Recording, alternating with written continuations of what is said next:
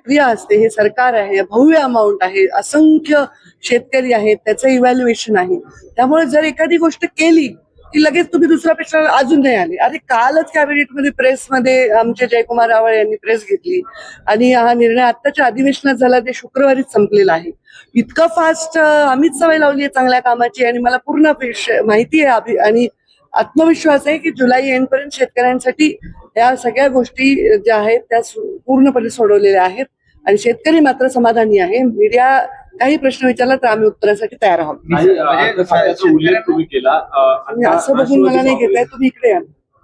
राष्ट्रवादी काँग्रेसने काय केलंय? राष्ट्रवादी काँग्रेसने आपला अर्थखात्याबाबतचा दावा कायम ठेवला. तुम्हाला काय पाहिजे? तुम्हाला काय पाहिजे? तुम्हाला पाहिजे की शेतकऱ्यांचं भलं व्हावं, तुम्हाला पाहिजे सरकार समाजासाठी सामान्य माणसासाठी काम करावं, ते महत्वाचं आहे.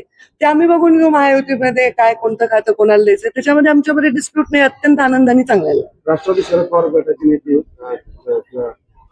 जयंत पाटील यांनी फडणवीसांची भेट घेतली, त्यामुळे नवीन समीकरणाच्या चर्चेला जयंत पाटील येत आहेत का? मी याच्यावर काही टिप्पणी करू शकत नाही. माझ्याकडे एक मंत्री म्हणून काही विषय असेल, काम असेल तर ते नक्कीच येतात. तसंच ते मुख्यमंत्र्यांकडे जाऊ शकतात. हे कुठलं समीकरण आहे की कोणत्या मंत्र्यांशी कोणी एखादा विरोधी पक्षाचा आमदार भेटल्याने काही त्याच्यामध्ये होत आहे. पण काय होत आहे काय नाही होत आहे ते आता मला माहिती नाही. योग्य वेळी तुम्हाला कळेलच आणि मलाही कळेल. विधानसभा निवडणुकीपूर्वी लाडकी बहीण योजना आली, मात्र मतांसाठीच राज्य सरकारने ही लाडकी बहीण योजना आणून 3,500 कोटीचा अपार केला. यामुळे आपण मीडिया आहात, आपण विरोधी पक्ष नाही आहात, आपण मीडिया आहात.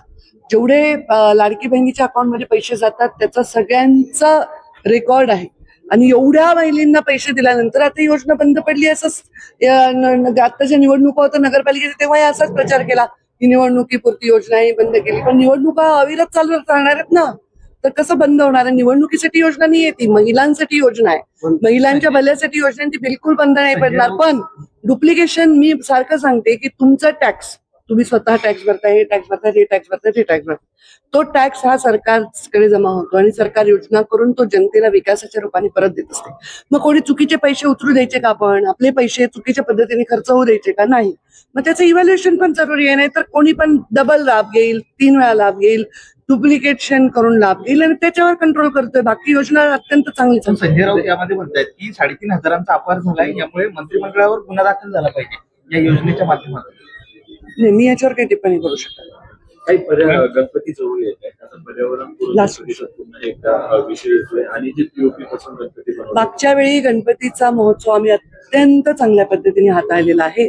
मूर्तिकारांना न अडचण येता, त्यांच्या पोटावर न लाथ मारता पर्यावरणाचा कसं आपण जपवणूक करता येईल याचा आम्ही खूप छान तंतोतंत असा प्लॅन तयार केला, ज्याचा अप्रिशिएट केलं सगळ्यांनी.